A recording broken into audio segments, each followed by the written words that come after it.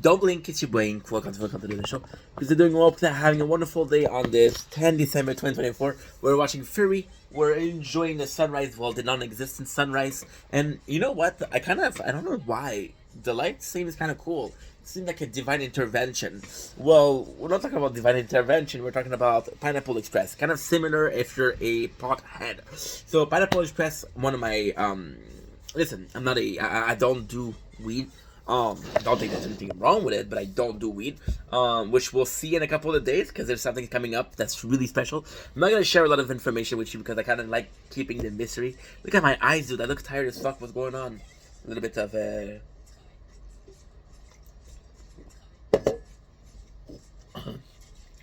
with energy. So, Pineapple Express, why is this movie so important for me? Because it is really important for me. Once again, I'm gonna have to tell you guys. Oh my god, I'm gonna have to tell you guys about the story of the Walmart. Little Inky doesn't work. His parents were very hard worker. Because they were very hard worker, Little Inky was like, you know what? Fuck that. I'm not gonna work that much. Right? So Little Inky was broke, but Little Inky didn't understand that entertainment was the mother of the brain, right? You can feed yourself with basically anything. You can feed yourself with Endorama for $40 per month. $40 per month. Back then, of course, back then. Nowadays, shit changed, right? Of course, we're playing Tokyo Go because why not? And, oh, did I make a mistake?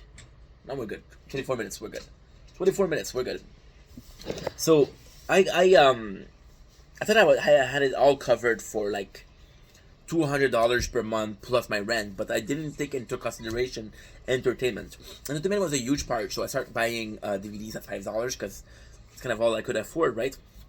And one of those was Pineapple Express. Now, the reason why we bought Pineapple Express is actually quite simple. It's Seth Rogen.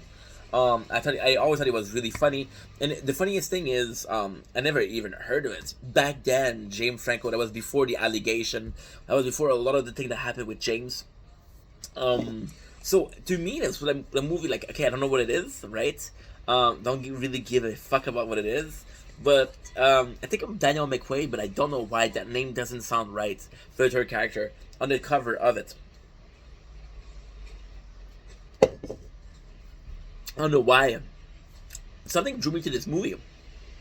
It felt like I heard of it. It felt like this was something I needed to own.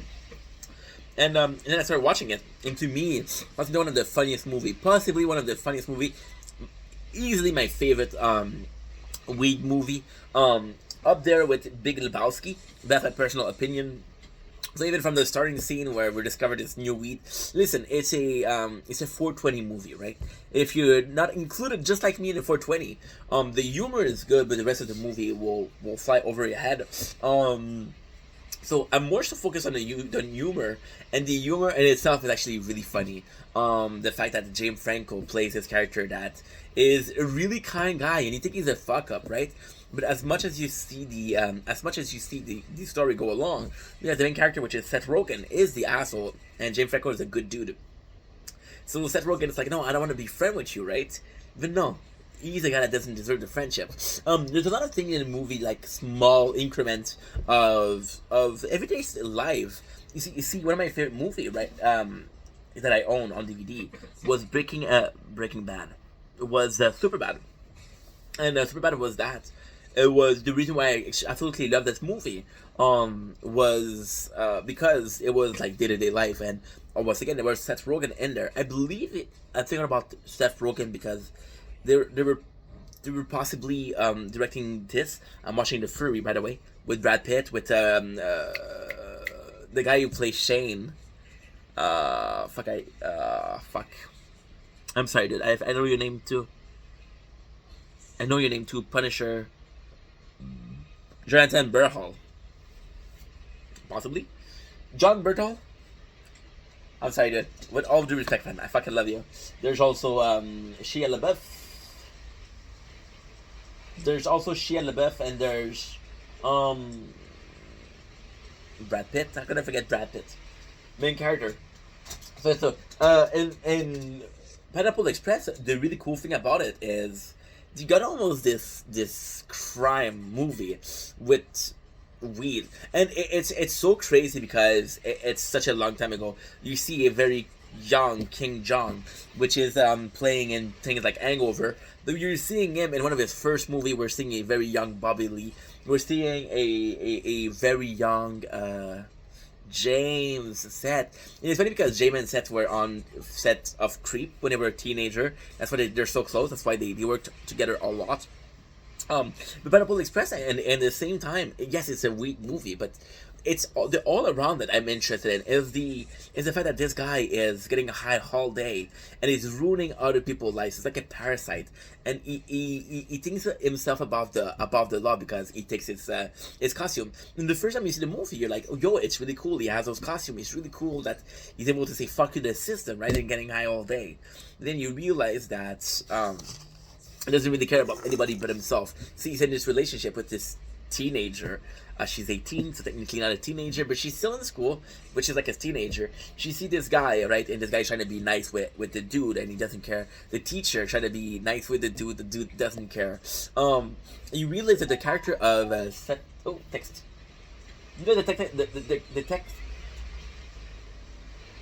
video is blocked. Why they block? The content. The block.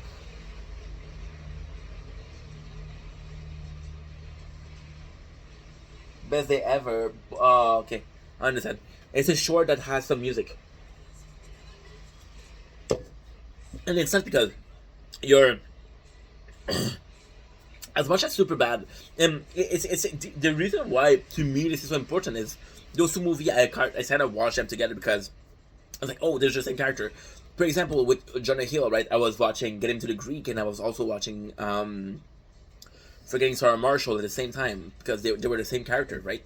The same universe, if you will. Now, am I saying that Superbad and a bunch were the same universe? No, but it's nuts because it was also introduction to the world of dealer and the relationship that they had. It was funny because at that time I was getting a lot of tattoos, and my tattoo artist was trying to be friend with me, but the reality is he didn't give a shit. He just wanted some cash, right? By being nice to me, he could get away with doing some tattoos nicer than others, and I wouldn't say shit, right? There's always this relationship, this friendship that is with somebody that you give money to. There's always this weird relationship or friendship between a vendor and a customer, right? In this case, this is exactly it. The guy who sells weed and the guy who buys weed, right? And it's once again, it's the things surrounding it. For example, we have a very, very young Amber Heard, right? And she really cares about the guy. She's more mature about the relationship than the guy itself. Even though the guy is like 7 years older than her. Now, I know what you're saying. 7 years, not a lot, Inc. But, bro, she's 18, right? I don't know if you're good at math, but that's more than 2. He's about, well, 25 times divided by 2, that's 1250. 1250 divided by 2, that's 6. He's around 70%. I can't do math, I'm too tired. My apologies. But he's older than her, right? That's all you need to know. That's all you need to know.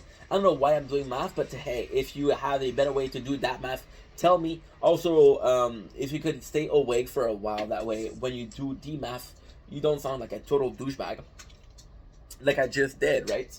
I don't know. Something about that movie is just bringing me all the time back, and it's for example, there's the other character. I don't know the guy's name, but the curly hair, just like me, right? And it's funny because he's betraying his friend, but once again, and it's so weird.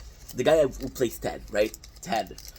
It's so weird because there's so many duality. It's such a good movie.